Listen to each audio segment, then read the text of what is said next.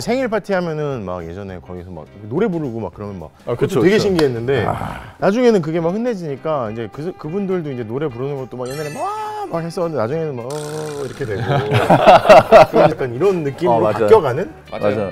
밑에서 이렇게 오거든. 여기서 와가지고 이게 부담스러워요. 근데 부담스러운데 처음에는 부담스럽지 않았어. 근데 이게 보다가 약간 제 눈을 의심한 게 정 작가님은 이 패밀리 레스토랑의 원조가 또 일본이라고 하셨는데 형이 좀 미는 것 같은데. 패밀리 레스토랑 원조 일본이에요? 자, 오늘 푸드나잇에서는 제3의 전성기를 맡고 있다는 패밀리 레스토랑에 대해서 얘기를 해보겠습니다. 최근에 왜 14년 만에 캐롤스라는 매장이던가요? 잠실 롯데에 들어왔다는 거죠? 네. 되게 핫하다던데, 그죠? 그 네. 롯데에서 이런 거예요? 나 몰라 진짜. 이걸 갑자기 또 롯데는 아니더라고요. 롯데는 아니에요? 네, 롯데가 개발한 건 아니고 그 써네푸드라는 회사에서 개발했고. 써네푸드구나. 예. 실적은 잘 나오고 있습니다. 그렇게 말할 순 없지만. 그 기분 좋아요? 그러면 안 되는 것보다 낫아요. 근데 이게 요새는 뭐 배달도 많고 모임 회식도 은근히 많이 가는 것 같고 11월부터 대목이 시작돼서 12월이 가장 이제 피크를 치긴 하죠. 잘 되는 여러분들이 아시는 서울의 주요 매장 같은 경우에는 평균적으로 매출이 매장에서 월에 뭐 6억, 뭐 7억, 8억 뭐 이렇게까지 찍는 경우도 꽤 있어요. 그 많이 버는 건가요, 그 정도는? 식당은 한 자리에서 벌 수 있는 금액이 한계가 있는 거예요. 그러니까 이게 패션이나 이런 거와 다르게 패션은 코트 2천만 원짜리 이렇게 하면 한 2분 만에 2천만 원짜리 계속 팔 수도 있는 거잖아요. 근데 이거는 단위당 매출이라는 게 사실 한정적이기 때문에 인간이 앉아서 먹어야 되니까. 그치. 무한히 이걸 비싸게 팔 수도 없잖아요. 그러다 보니까 뭐랄까 매출이란 게 어느 정도 한계가 늘 있죠. 근데 지난번에 왜 호텔 레스토랑 같은 경우에 마진이 별로 안 남는다고 하셨는데 패밀리 레스토랑의 경우에는 좀 다른가요? 패밀리 레스토랑도 사실은 이 모든 비즈니스가 커지면 커질수록 마진의 퍼센티지는 작아져요. 인건비가 많이 들어가게 되니까.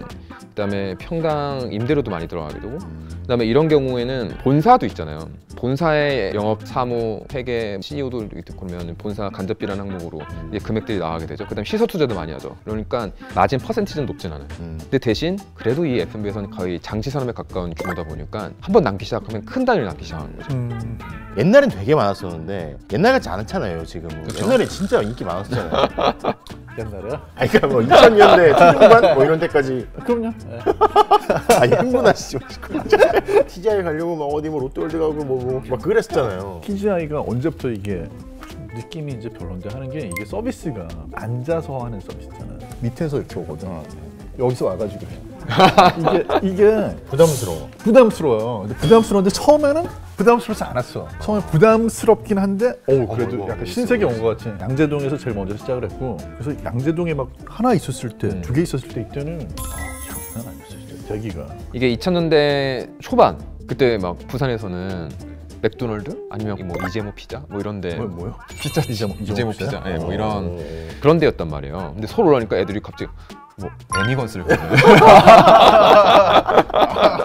뭐 어딘가 뭐 삼성동인가 어디 갔어 그랬더니 막 다들 앉아 있어. 뭐 정원들이 막 이렇게 줄을 받고 메뉴는 또 엄청 비싸. 이걸 또 뭐 할인을 받는데 뭐 TTL이라서 할인이 돼.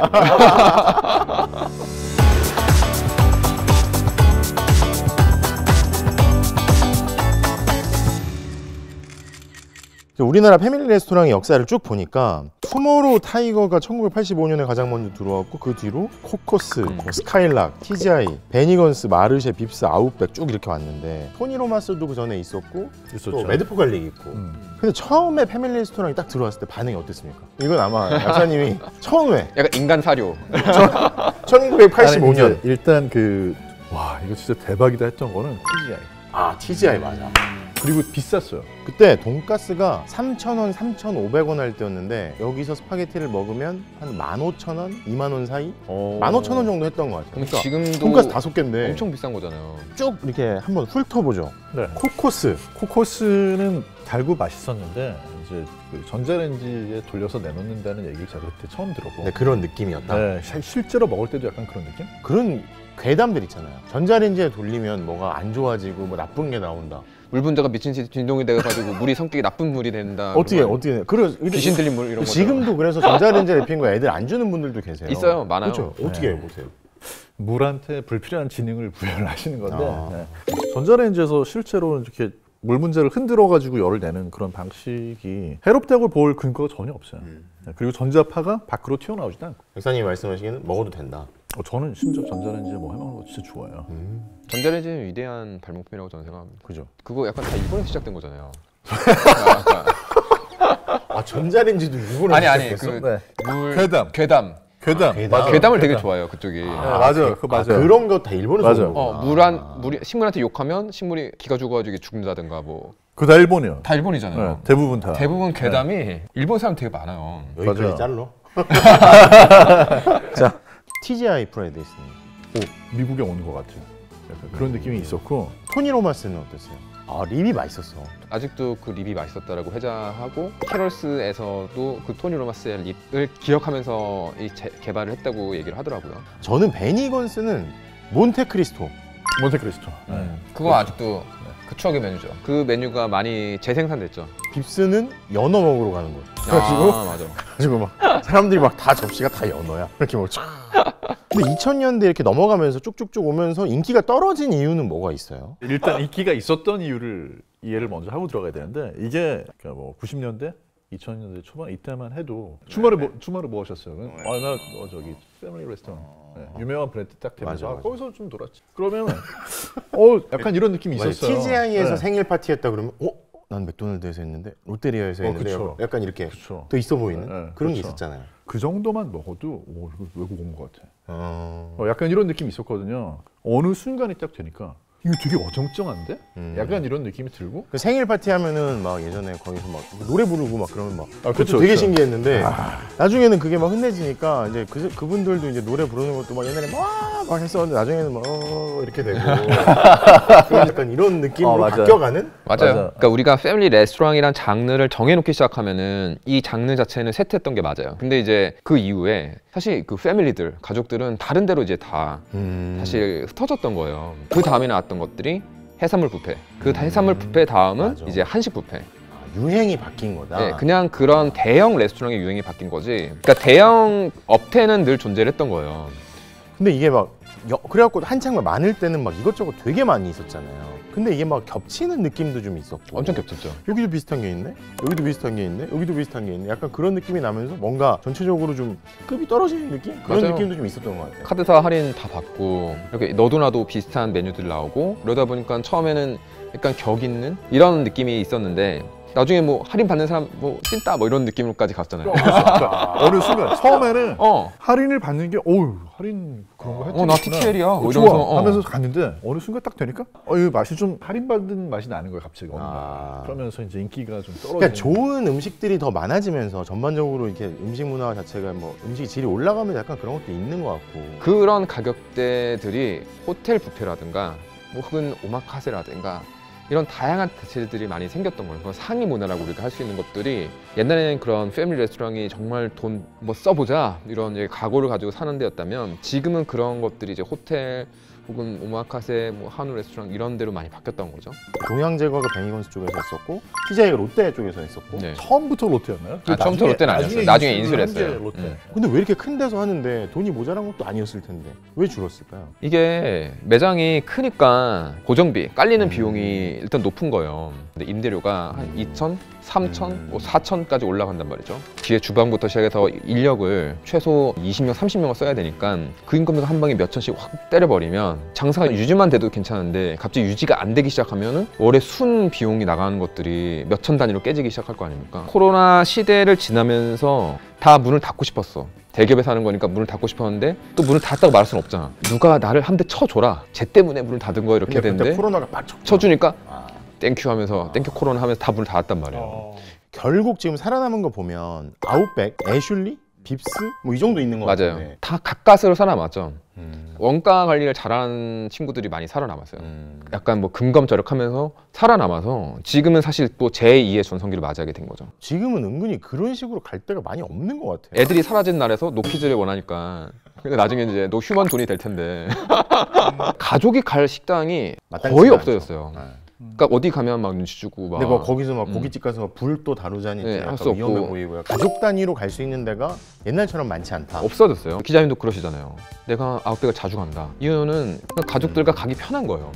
주차 잘 되지, 그다음에 애들 데리고 가도 뭐라고 안 그러지? 괌에 가는 거랑 비슷한 거 같아. 괌. 다낭이나 괌 가는 것처럼 네, 약간. 괌에 가면 비행기 자체가 막 애들이 네. 엄청 많으니까 얘가 울어도 뭐 다 울고 있고 막 그래서 어차피 패밀리 레스토랑 뭐 다 시끄러운데 뭐 내 애들 시끄러도 되고 뭐 그런 거 아니에요. 공짜 빵도 주고. 공짜 빵도 주고 생일 축하합니다 이렇게 갈만한 데가 진짜 없어요. 그러니까 코로나 때 한번 정말 이 겨울 한번 겪다가 이제 경쟁자들이 싹 사라진 거예요. 남은 사람들은 고진감래라고 이때 매출이 뻥뻥뻥뻥 터뜨려지고 있는 상태가 된 거죠. 근데 이게 보다가 약간 제 눈을 의심한 게 정 작가님은 이 패밀리 레스토랑의 원조가 또 일본이라고 하셨는데 너무 좀 미는 것 같은데. 패밀리 레스토랑 원조 일본이에요? 미국 아니고? 미국이라고 볼 수 있는데 근데 가끔씩 일본 사람이 한국말 하는 것 같았어. 미국. 이 음식들은 다 서양 음식이 맞죠. 맞지만 이런 서비스의 형태라든가 패밀리 레스토랑이란 말, 진짜 패밀리들이 주말이든 가정과 함께 이렇게 식사를 하러 오는 곳이란 개념은 사실 일본에서 시작된 거라고 봐야 돼요.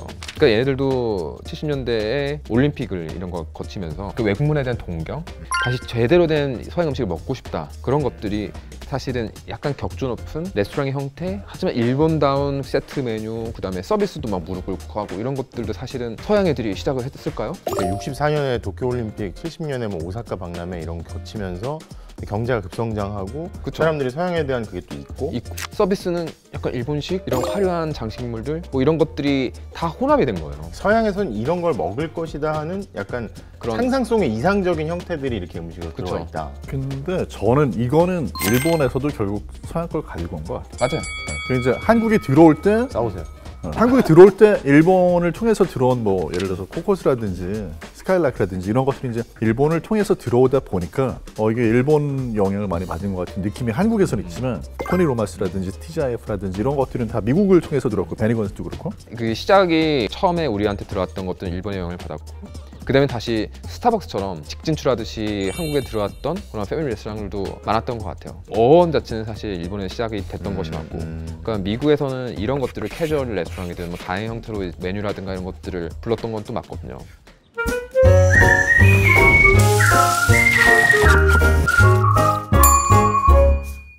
패밀리 레스토랑들에서 처음에 가면 빵 주고 이렇게 뭐 에피타이저로 조금 뭐 이렇게 조그만 거 주잖아요. 그런 게 되게 맛이었던 것 같아요.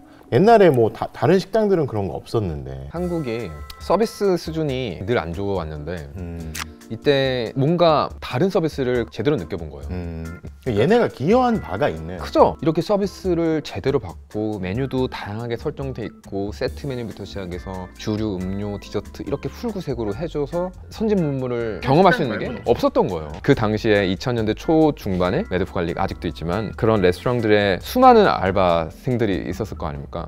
근데 지금의 여러분들이 생각하는 유명 셰프들이 그 패밀리 레스토랑에서 알바를 하던 사람들인 거예요. 40대 이후에 약간 스타 셰프? 이런 사람들이 대부분 한 번쯤은 다 매드프 갈릭이니 뭐 아웃백이니 다 알바를 했던 그런 현장 경험을 있는 거죠. 그러니까 그런 취향들이 사실 어느 정도 계속 유지 계승이 되면서 지금까지 이어지고 있는 거예요. 근데 앞으로는 패밀리 레스토랑 어떻게 될 거라고 보세요? 계속 이렇게 번성을 할까요? 일부 레스토랑들은? 전 잘 될 것 같아요.